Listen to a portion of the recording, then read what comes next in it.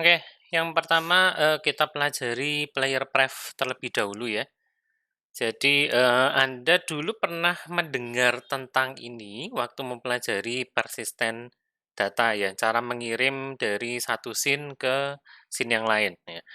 Nah, untuk player pref ini bisa kita gunakan untuk menyimpan data yang sifatnya tidak terlalu penting ya, misalkan password. Nah, kalau password jangan disimpan pakai player pref, karena nanti, data yang disimpan oleh player pref ini disimpan apa adanya, ya tidak ada enkripsi segala macam. Jadi, untuk data yang tidak terlalu penting silakan pakai player pref. Contoh penggunaan, nanti kita akan coba buat bersama ya, untuk nyimpan setting misalkan entah volume, entah nama pengguna, dan sebagainya. Nah, lokasi penyimpanannya itu nanti tergantung dari, OS tempat aplikasi kita diinstal ya. Jadi kalau Windows nanti dia disimpannya di registry di tempat ini, ya HKCU, software, company name, dan product name. Kalau Mac di sini, ya, dibuat di folder library preferences ada file, namanya unity.companyname.productname.plist. Kalau di Linux, filenya di sini, Android disimpan di shared preferences, filenya di sini, ya. Kalau WebGL disimpan di API-nya browser di index.db.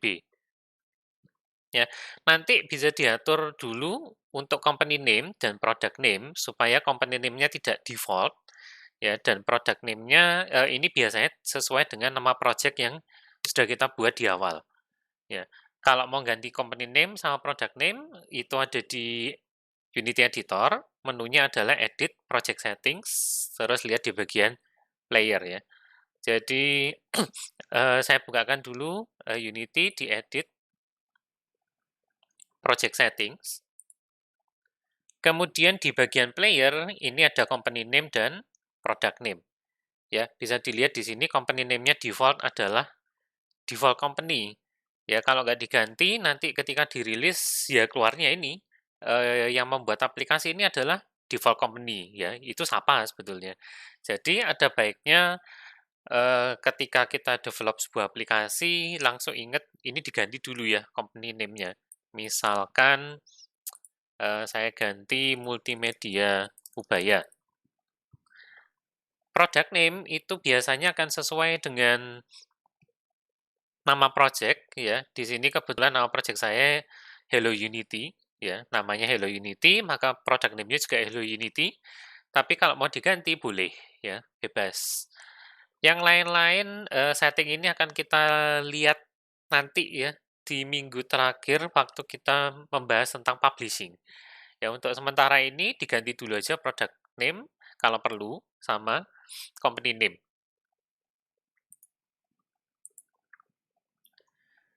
Oke. Nah, terkait jenis data yang bisa disimpan oleh player pref itu kebetulan cukup sederhana ya. Hanya bilangan bulat atau integer, hanya bilangan pecahan atau float, dan hanya teks atau string. Ya, untuk jumlah data yang bisa disimpan tidak ada batasan, batasannya hanya di hard disk, ya, ruang tersisa di hard disknya sisa berapa. Kalau di web ada batasan memang hanya 1 megabyte. Nah, untuk menyimpan data kita panggil method namanya playerpref.set T, dengan T-nya ini diganti kata-kata integer, int, float, atau string. Ya, dia minta dua argumen. Yang pertama adalah key. Ini adalah nama data yang disimpan, formatnya string, ya, anggap aja ini adalah ID. Kemudian argumen yang kedua ini adalah value, ya, ini nilai datanya sendiri. Bisa integer, bisa float, dan bisa string. Nah, nyimpennya kapan? Datanya akan disimpan ketika aplikasinya ditutup, ya, atau secara eksplisit kita manggil method namanya playerpref.save. Sorry, ya. Ada method namanya playerpref.save, ini bisa dipanggil secara manual, ya. Kalau ini dipanggil, maka datanya akan disimpan entah ke registry atau ke mana itu tadi ya, tergantung OS-nya. Nah, karena save ini menggunakan input output dari OS alias nulis ke hard disk, maka aplikasinya bisa sedikit hang ya, atau hiccup di sini sampai penulisan datanya selesai. Nah, oleh karena itu, method playerpref.save ini jangan dipanggil terlalu sering. Misalkan di metodenya update, ya. Update itu kan setiap 1 frame sekali, ya. Sementara itu frame rate-nya biasanya kan 60 atau bahkan lebih. Ya, berarti, kalau kita manggilnya di playerpref.save-nya dipanggil di update, itu nanti berarti dia akan nge-save 60 kali ke hard disk setiap detik, ya. Sia-sia, selain itu juga bakal sedikit mempengaruhi usianya hard disk ya, karena nulis bolak-balik kan. Ya, jadi sekali lagi manggilnya nggak usah terlalu sering. Ya, sekali aja, misalkan waktu kita ngeklik tombol simpan, ya, atau biarkan simpan otomatis sampai aplikasinya ditutup. Nah, untuk manggil datanya sendiri, tinggal pakai method playerprefs.getT dengan T-nya diganti integer, float, atau string. Ya, argumennya dia minta nama datanya itu tadi, ya, yang disimpan. Nah, key yang di sini harus sama dengan key yang di set. Ya, jadi kalau misalkan katakanlah key-nya adalah nama, maka waktu di get, key-nya juga harus nama. Ya, method ini akan mengembalikan nilai dari data yang dicari di tempat penyimpanan tadi kalau ada. Ya, kalau tidak ada, kita bisa berikan argumen kedua, ya, yaitu default value-nya. Kalau misalkan player preferences-nya ini ternyata tidak nemu, ya. Jadi misalkan, balik ke username ya, get get string dalam kurung name, ya, kalau misalkan ternyata tidak ditemukan, maka kita kasih nama user 1 misalkan. Ya, kita akan coba aja. Jadi masih ingat kan kemarin kita pernah bikin slider volume, ya, yang seperti ini. Nah, kita akan lengkapi sekarang, kita akan lengkapi, slider volume ini sekarang dengan tombol save atau tombol simpan, ya. Kalau tombol simpannya ditekan, maka kita akan simpan menggunakan player pref, ya. Nanti dicoba kalau kita stop, ya, ini di-stop, kemudian dijalankan kembali, harusnya volumenya akan ngikutin sesuai dengan yang disimpan tadi. Nah, kita akan coba terlebih dahulu. Ya, jadi, silakan tambahkan sebuah tombol simpan di sini.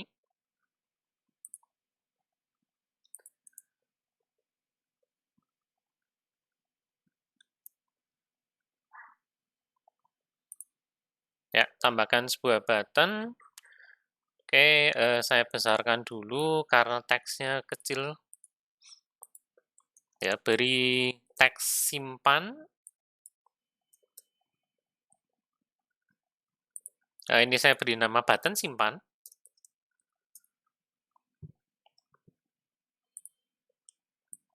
Ya, untuk peletakannya sementara bebas. Ya, karena kita cuma coba-coba ya ini ya. Oke, kemudian kemarin kita sudah punya script di sini namanya UI settings ya. Ya, UI settings yang kemarin isinya seperti ini untuk mengganti volume, untuk mengganti nilai label di sebelahnya slider itu ya, sama sekaligus ganti volumenya.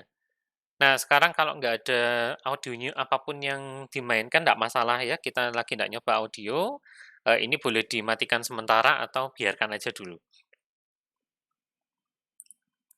Nah, untuk menyimpannya, karena tadi kita lakukan di dalam pengeklikan tombol simpan, maka buatkan satu method simpan terlebih dahulu, ya. Event atau method simpan ini nanti kita akan panggil di on click-nya si button simpan tadi. Nah, di sini optional boleh diambil dulu nilai volumenya sekarang. Ya, float volume sama dengan boleh diambil dari teks atau paling gampang dari slider, ya. Nah, karena kita nggak punya slidernya, tambahkan dulu, klik slider, slider volume.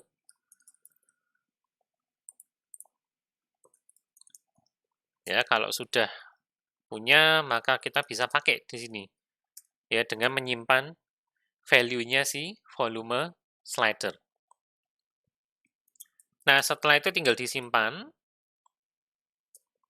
ke player prefs dot set float aja, dalam kurung volume, koma, nilainya berapa? Volume sekarang.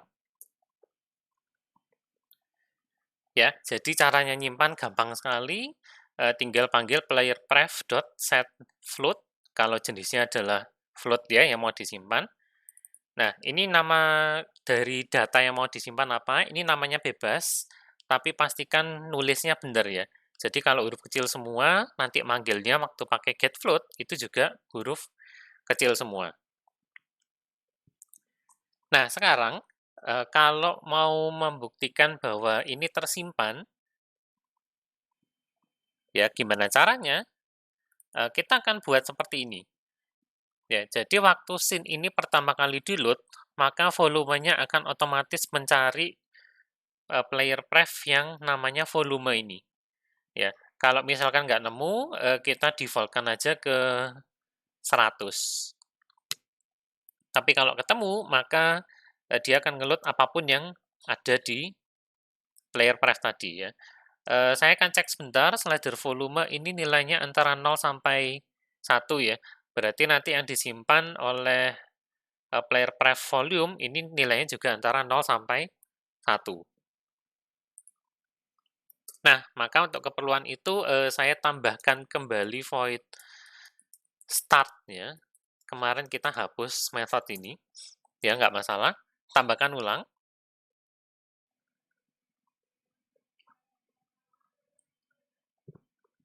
Kemudian kita akan coba ambil nilai dari player pref. Ya, langsung aja float volume sama dengan player prefs dot get float dalam kurung volume. Nah, di sini saya akan berikan parameter kedua, yaitu nilai default-nya. Kalau misalkan player pref ini tidak berhasil menemukan nilai untuk volume. Ya, saya default-kan ke 1. Setelah itu slider volumenya dot value kita atur sama dengan volume. Ya, tinggal disimpan. Kemudian kita tes.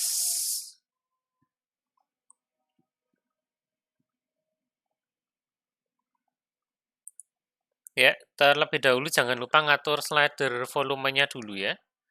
Ini harus di drag and drop dulu. Kemudian jangan lupa juga nambahkan event untuk button simpan, event on click-nya. Harusnya sekarang sudah ingat ya, cara menambahkannya. Simpan. Oke, kita tes. Ya, keadaan sekarang si slidernya tetap ada di 1 atau 100 ya, karena memang saya belum pernah nyimpan apapun di player pref. Ya. Misalkan ini saya ganti ke 50, terus klik simpan, ya seakan-akan sekarang tidak ada sesuatu yang terjadi. Nah, ngeceknya gimana? Apakah benar ini tersimpan atau enggak? Ya, nggak harus buka registry editor ya di sini, tes saja lagi. Jadi ini di play ulang. Ya, kalau di play ulang harapannya adalah volume slidernya sekarang otomatis di angka 50 karena tadi saya nyimpannya di 50. Ya, coba tes lagi. Misalkan saya naikkan jadi 75. Simpan. Stop dulu, kemudian play ulang. Nah, bisa terlihat sekarang slider volumenya ada di angka 0,75 ya, atau kalau dikali 100 sesuai dengan labelnya, maka yang muncul di sini adalah 75 ya. Jadi seperti itu aja sih untuk player pref, sederhana sekali ya. Player pref untuk menyimpan tinggal panggil set float atau set integer, set int atau set string ya. Argumen pertama adalah nama datanya itu apa, atau boleh dibilang ini ID lah ya. ID-nya apa, terus nilainya berapa. Kemudian kalau mau dibaca ulang, pakailah player prefs.getFloat atau getString atau getInt. Argumen pertama adalah namanya apa yang tadi disimpan. Ya, pastikan nama ini sama dengan yang sudah di-set tadi. Dan secara opsional boleh dikasih nilai default kalau misalkan player pref-nya ini tidak berhasil menemukan volume di sini. Ya, itu aja caranya. Sederhana. Nah, untuk data yang jenisnya lain, misalkan katakanlah Anda butuh nyimpan data vektor 2 atau vektor 3. Ya, misalkan posisi ini, posisi sebuah objek tertentu. Ya, atau butuh quaternion. Quaternion itu untuk rotasi sebuah objek. Ya, mau nyimpan data warna. Misalkan warna label dari nama pengguna, dia bisa custom, kita bisa simpan. Ya, kemudian katakanlah mau nyimpen data boolean. Ya, atau ada data lain yang ternyata jenisnya array, tapi array-nya array of integer, array of float, array of string, atau array of apapun ini. Ya. Nah, nanti silakan gunakan bantuan script baru arrayprefs 2.